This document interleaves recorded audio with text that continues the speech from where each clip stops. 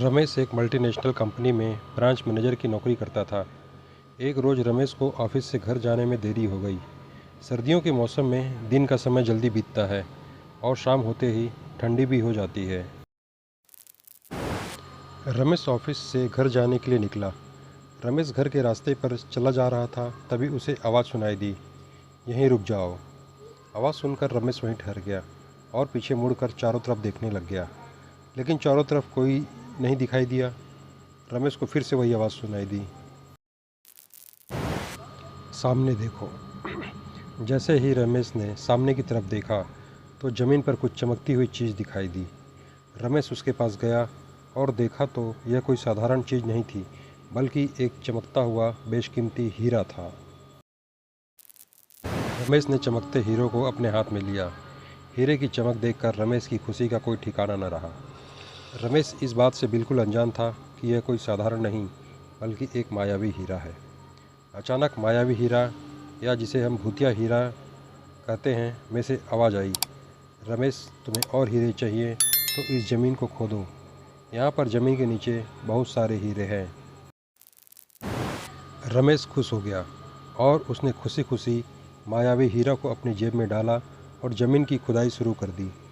लगभग 2 फीट खुदाई करने के बाद अचानक रमेश डर के मारे चिल्लाने लगा, जिसके कारण उसका संतुलन खो गया और रमेश ज़मीन पर गिर पड़ा, क्योंकि उस गड्ढे में से चमकते हीरे मोती नहीं, बल्कि किसी इंसान का कटा सर था।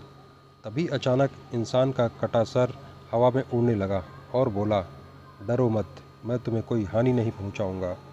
मैं तुम्हें बहुत सारे चमकते बेशकीमती हीरे भी दूंगा। बस मेरी बात को ध्यान से सुनो। मैं जहाँ जाता हूँ तुम पीछे पीछे चलो। जिसके बाद सिर कटा भूत हवा में उड़ा और जंगल की ओर बढ़ने लगा। लगभग 1 किलोमीटर चलने के बाद सिर कटा भूत रुक गया और साथ में रमेश भी रुक गया। फिर इंसान का कटा सर रमेश से बोलता है, इस ज़मीन में बहुत सारे बेशकीमती हीरे मोती जवाहरात छुपे हुए हैं। यह सुनकर रमेश वहाँ पर खुदाई करने लगा।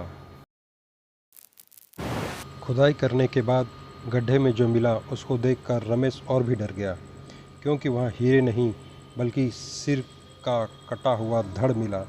इंसान का कटा सिर कहता है, अब तुमको एक अंतिम काम करना है, उसके बाद मैं तुम्हें बेशकीमती हीरों से मालामाल कर दूंगा।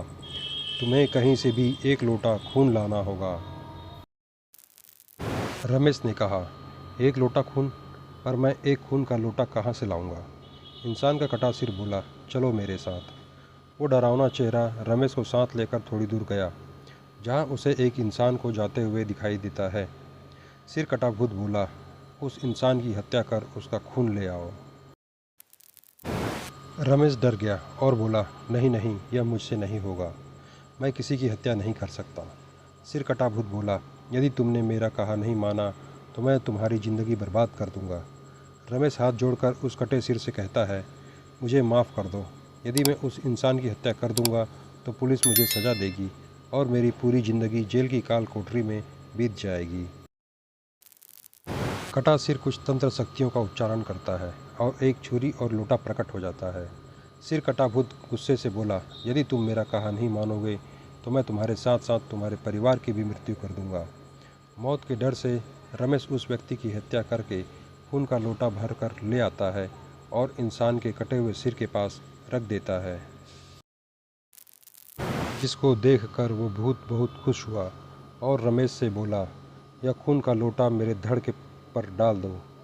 उस सिर कटे भूत के कहे अनुसार रमेश ने खून से भरा लोटा उसके धड़ पर डाल देता है, जिसके पश्चात कटा हुआ सिर और कटा हुआ धड़ दोनों आपस में जुड़ जाते हैं, जिसको देखकर रमेश और भी बुरी तरह भयभीत हो गया। जो भी हो रहा था उसको देखकर रमेश की हालत बहुत ख़राब हो गई थी। भूत को जिंदा होता देखकर रमेश भयभीत हो गया था। भूत जिंदा होकर ज़ोर ज़ोर से हंसने लगा और भयानक आवाज़ में ज़ोर से बोला, मूर्ख इंसान, तुमने मुझे जिंदा करके बहुत बड़ी गलती कर दी है। मुझे बहुत तेज़ भूख लगी है और अब मैं तुम्हारा मांस खाकर अपनी भूख शांत करूंगा। अब पूरे शहर का सर्वनाश होगा। यहाँ के हर इंसान को मैं ख़त्म कर दूंगा। बुरी तरह से भयभीत रमेश के मुंह से आवाज़ भी नहीं निकल रही थी, जिसके बाद रमेश वहाँ से तेज़ी से भागता है। लेकिन भूत ने छलांग लगाकर रमेश को वहीं गिरा दिया और बोला, भागता कहाँ है? अब भूख शांत करेगा, मैं तेरा मांस खाऊंगा। वो भूत जैसे ही रमेश को खाने को होता है, तुरंत उसका सिर उसके धड़ से अलग हो जाता है। रमेश कुछ समझ पाता उससे पहले रमेश को एक अघोरी बाबा दिखाई दिए। अघोरी बाबा ने कहा, बालक चिंतित मत हो, अब तुम उस सिर कटे भूत से सुरक्षित हो। जब तुम खून से भरा लोटा लेकर जा रहे थे, तभी मैं समझ गया था कि कुछ जरूर अनहोनी होने वाली है और मैं तुम्हारे पीछे पीछे आ गया। मैंने अपनी मंत्र शक्ति से उस सिर कटे भूत को मार दिया है। अब तुम निश्चिंत होकर अपने घर जाओ। आज भी रमेश को जब रात का खौफनाक मंजर याद आता है तो रमेश बहुत बुरी तरह डर जाता है। दोस्तों, यदि आपको भूत की कहानी पसंद आई हो तो आप इसे शेयर कर सकते हैं। कृपया अपने कमेंट्स के माध्यम से बताएं कि आपको यह कहानी कैसी लगी। नई कहानी की जानकारी के लिए कृपया हमारे चैनल को सब्सक्राइब करें। धन्यवाद।